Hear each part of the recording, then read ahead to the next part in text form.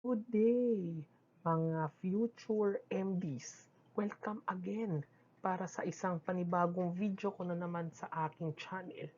Ngayon, gusto kong i-discuss sa inyo what is yung Macwords na yan.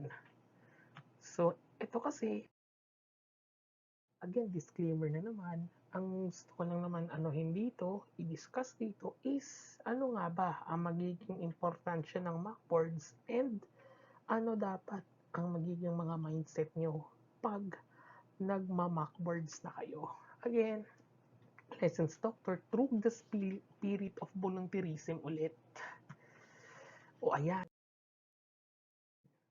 So, Macwords kasi, it is a stimulation. Simulation lang siya if paano nyo gagawin. Ano ang magiging diskarte nyo pagdating sa mismong exam sa PLE natin. Ngayon, more of diskarte as in practice. Parang general practice. Aside sa mga practice na ginagawa nyo sa review center. So, you may consider this one. Test your pacing, test your testmanship skills. Dito natin madidetermine sa Macwords. Next, yung mga things to bring muna tayo. Again, lapis. Ngayon, ako rin, na-debate ko rin to. Ano pa ba pinakaiba ng yellow at saka yung itim na lapis ng Mongol? Oh well, halos same naman sila na nagagamit sa exam. Kaya lang kasi, kung gusto nyong mas malinis at mas smooth and hindi madungisan ng scantron, mas maganda yung itim na Mongol. Same din dito sa eraser. Ayan, mas maganda sa Scantron ang mga exam grade na erasers kasi wala siyang nileleft masyado na smudge. Or kaya, yung mga pira-pirasong mga eraser na pag nagbura tayo, hindi tulad ng mga though it's the same, they can still erase, pero by experience kasi, mas maganda ang mag-itim na eraser na nakikita nyo sa right side of the screen ninyo. Okay? So, things to bring naman. So, ideally, yung sharpener, depende na sa inyo. Basta i-make sure nyo na matitibay yung mga sharpeners na gagamitin nyo. Also, yung mga calculators, but ideally, yung mga walang formula, or yung nakakalculate lang. By the way, kasi, yung PRC, regulated lang kung ano yung mga calculators na pwede mong dalhin sa exam room. Yan, may listahan naman sa PRC if ano yung mga available calculators. And well, kung depende na rin sa guidelines na ilalabas nila. Of course, mini bag para sa gamit. Drinking water, syempre kailangan hydrated tayo. Loperamide, syempre kailangan hindi tayo nagsustul doon. And also yung paracetamol natin in case na magka-tension headache tayo. Next naman, practice the writing the exam as it is on how it is done in the actual exam. Kasi ito, yung nasa ano natin, yung nasa PLE, they are strict if anong isusulat mo na subject. So you have to follow the correct format. Hindi yung mga nasa red side. Maybe sa school, sige.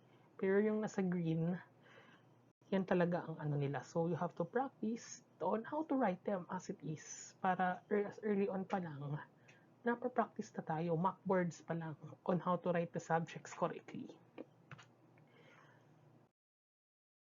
So now, here on this part, ito yung mga complete or yung mga correct format if paano kayo magsusulat ng mga subjects sa Philippine Physician Licensure Exam.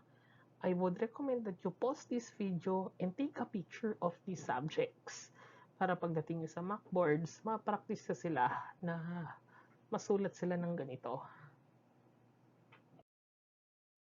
Ngayon, dito naman tayo sa exam ergonomics from Trinity College of Dublin.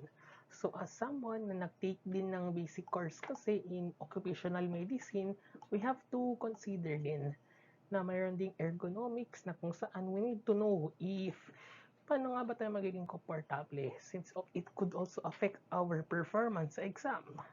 So, wala kasi ako makitang picture ng magandang sitting posture, pero may nakita lang akong definition from one of the site, which is from the Trinity College in Dublin sa Ireland. So, in an ideal sitting position, dapat ang likod and neck are upright, as if may tali na naka-attach dito sa taas. Okay. So, usually kasi yung iba, ginagawa natin pag exam, nakayuko tayo habang tumitingin ng mga exam, habang nagsha-shade ng scantron, which is mali kasi yun. Kasi, pwedeng sumakit yung likod mo dun sa exam natin. Well, the posture shoulder, so dapat relax lang. Relax lang ang shoulder at the chest level. Remember, yung mga sa exam, pati sa actual, at the chest level sila. Yung mga seat na ibibigay. Yung weight, dapat nasa pelvis. Okay, nasa pelvis dapat.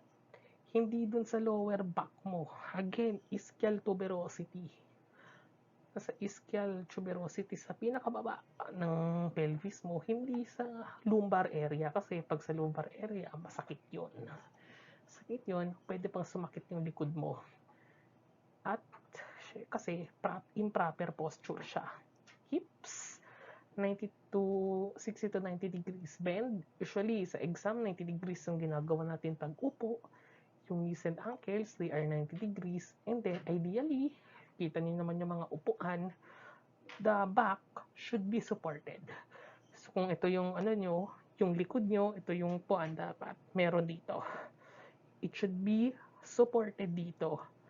Again, yung knees, isipin nyo, ito yung yung hips nyo, 90 degrees. Sorry if not perfect 90 degrees. Pero isipin nyo lang 90 degrees dapat yan. And then, if possible, during the exam, you should move your posture slightly. Example, i-roll mo yung mga movements mo. Example, pagta-turn ka ng page, check mo yung completeness of the exam, which, again, yan ang gagawin ninyong number 1 pagdating ng questionnaire sa inyo. Check the completeness of the exam questionnaire. You can use that para makamove kayo para sa ergonomic posture. And then, i-check mo rin.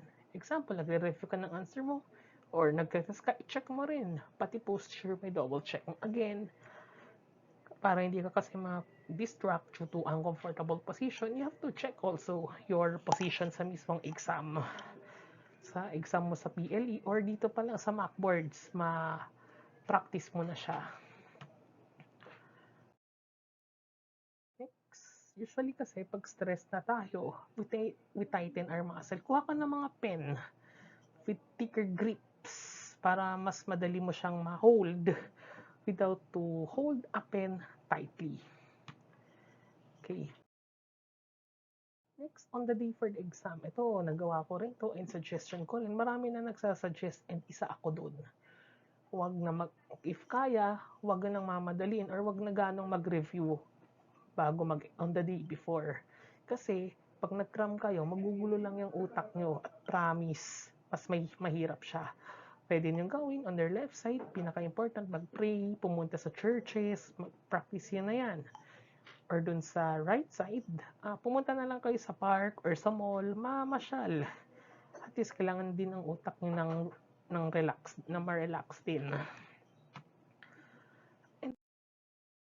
Then, matulog kayo 10 hours bago mag-exam according kay Dr. Skeffington. Huwag kayo magpupuyat kasi para kayong uminom ng alak bago mag-exam at promise pagdating sa mismong exam, sabog kayo. And then, do not cram everything the night before the exam. Okay. So, yung mindset during mockboards, again, practice pa lang to. So, gusto na sana ma-practice ninyo na matanggal na yung mga unnecessary or negative thoughts. Ngayon, i-offer kami with motivation and grit na nagawa ko na sa ibang videos ko. Practice rin yung timing sa exam and then mag-overthink. Isipin nyo mabuti ano nga ba yung tinatanong lang ng examiner. Anong gusto niyang makikingi sa akin. Yun lang, kailangan ma-practice rin siya.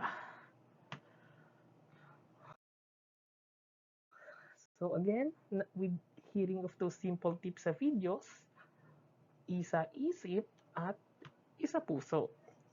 Okay? So thank you and good luck sa inyong lahat.